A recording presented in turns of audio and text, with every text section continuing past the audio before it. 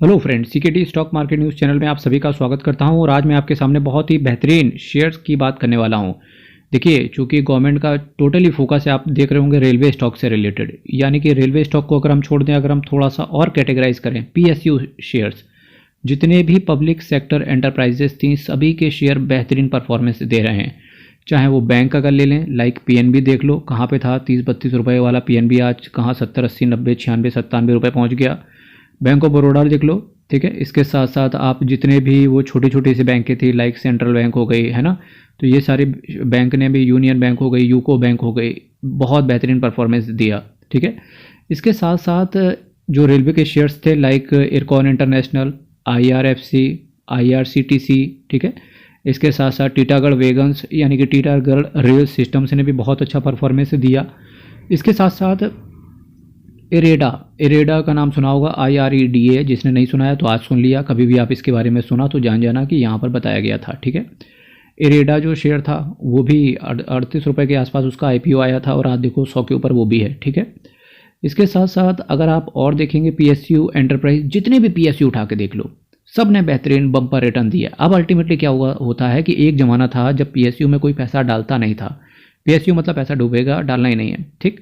अभी लोगों का पर्सपेक्टिव धीरे से चेंज हो रहा है वापस से PSU की तरफ, तो आपकी नज़र PSU पर भी होनी चाहिए, साथ ही साथ आपकी नज़र अडानी के शेयर्स पर भी होनी चाहिए। देखिए, कुछ लोग बोलेंगे, क्रिटिसाइज़ करेंगे, तो पर आपको क्रिटिसाइज़ नहीं होना है, आपको सीखना है चीज़ें, ठीक है। इरकॉन इंटरनेशनल के बारे में आज मैं इन डेप्थ एनालिसिस करूंगा, आपकी नज़र होनी चाहिए शेयर पे। और इस शेयर का जो प्राइस है 195 पर आ गया। इसका अगर मैं लो की बात करूं तो देख रहे हैं आप 50 रुपये का इसने लो लगाया। अभी आप एक चीज़ कह सकते हैं कि सीकेटी जी, आप कहाँ गए थे जब इसका शेयर प्राइस 50 रुपये था, वहाँ से खरीद लेते तो आज 4 गुना हो जाता।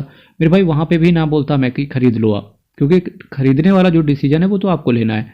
मैं आपको चीज़ें बताऊंगा कि क्या क्या एक कंपनी को अच्छा बनाती हैं। जो कंपनी की अच्छी है, अगर फंडामेंटल्स उसके अच्छे हैं तो डेफिनेटली उसका शेयर प्राइस ऊपर ही जाएगा।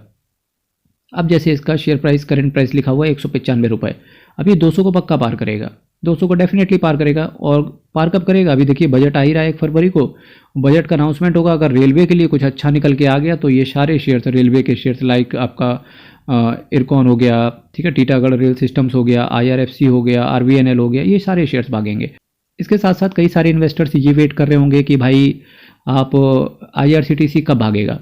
तो IRCTC का सिंपल सी बात है, एक प्राइवेट शेयर का नाम सुना होगा, PRAVEG के बारे में।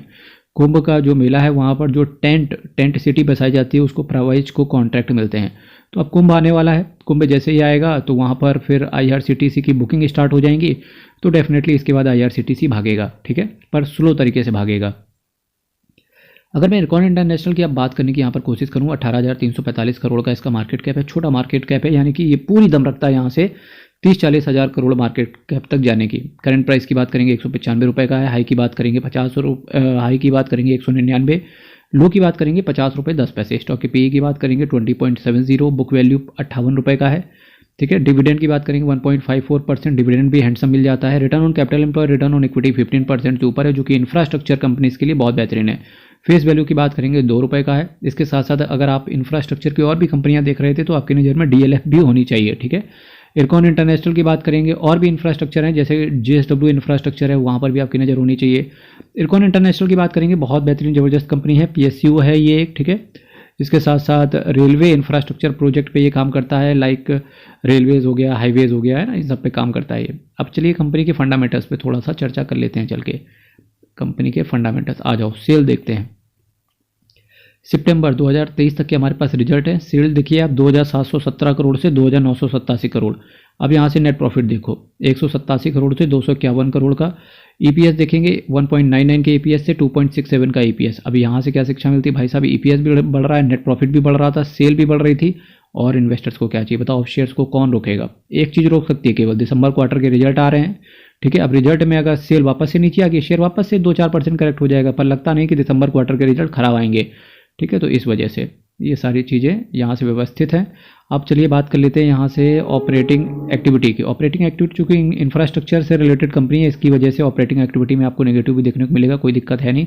पर हाँ, नेट कैश फ्लो इनका पॉजिटिव है 1080 करोड़ का, जो कि बहुत बेहतरीन है। डेटर डेज देखिए 75 दिन के थे, और डेटर डेज 37 दिन, 43 दिन, 34 दिन, 30 दिन। डेटर डेज कंटिन्यूसली डिक्रीज हो रहे हैं, ये बहुत अच्छी चीज़ है किसी भी कंपनी के लिए। अगर 42 दिन से कम के डेटर डेज होते हैं, बेहतरीन माने जाते हैं। इसके साथ साथ अगर मैं प्रमोटर की होल्डिंग की बात करूँ, प्रमोटर का तो होल्डिंग क्या ही है कि गवर्नमेंट ऑफ इंडिया के पास ज़्यादा स्टेक है। देखिए अभी इरकॉन का आया था क्या, OFS आया था, जहाँ पर गवर्नमेंट ने थोड़ा सा स्टेक खाली किया था।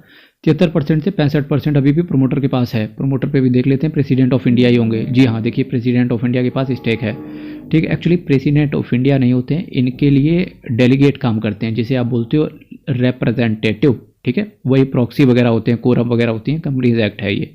FIIs की बात करेंगे तो देखिए FIIs इंक्रीज हुए हैं 4.11%। इसके साथ साथ डोमेस्टिक इंस्टीट्यूशनल इन्वेस्टर्स की बात करेंगे, वहाँ उन्होंने भी पैसा बढ़ाया है, गवर्नमेंट ने भी पैसा बढ़ाया। गवर्नमेंट ने पैसा को इंटेक्ट, कुछ अदर गवर्नमेंट्स होंगी लाइक स्टेट गवर्नमेंट वगैरह का पैसा पड़ा होगा, जो कि न्यूट्रल है 0.26%। पब्लिक का देखो भाई साहब 22% से 29% पब्लिक का पैसा बढ़ा है।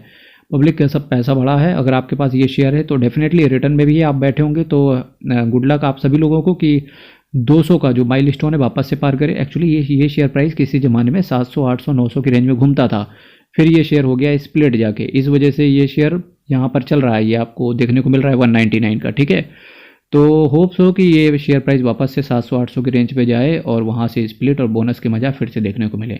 मेरे भाई चैनल को सब्सक्राइब कीजिएगा, वीडियो को लाइक कीजिएगा, चैनल को शेयर करना है। हर हर महादेव, अयप्पा शरणम, हरि शरणम। बहुत बहुत धन्यवाद।